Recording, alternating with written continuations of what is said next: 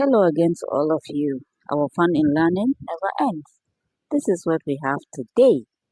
John chapter 5 from verse 1 to verse 24. Let's read it together. Sometime later, Jesus went up to Jerusalem for one of the Jewish festivals.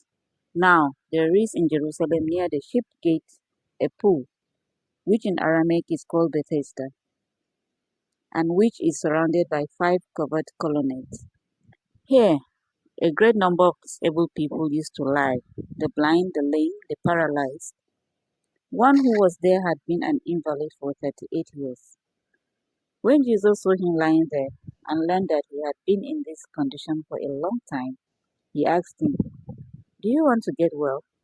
"Sir," the invalid replied, "I have no one to help me into the pool when the river is stirred. While I am trying to get in, someone else goes ahead of me." Then Jesus said to him, "Get up, pick up your mat and walk."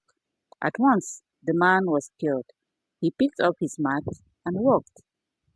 The day on which this took place was a Sabbath, and so the Jewish leaders said to the man who had been healed, "It is the Sabbath. The law forbids you to carry your mat." But he replied, "The man who made me well said to me, 'Pick up your mat and walk.'" So they asked him, "Who is this fellow who told you to pick up your mat and walk?"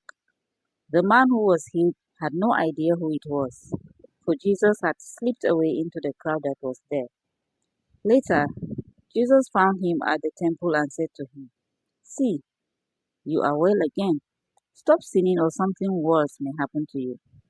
The man went away and told the Jewish leaders that it was Jesus who made him well.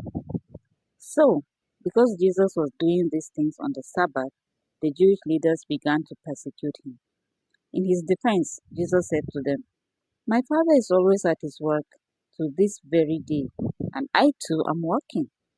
For this reason, they tried all the more to kill him.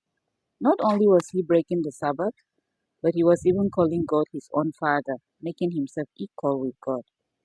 Jesus gave them this answer, "Very truly I tell you, the Son can do nothing by himself. He can do only what he sees his Father doing, because whatever the Father does, the Son also does.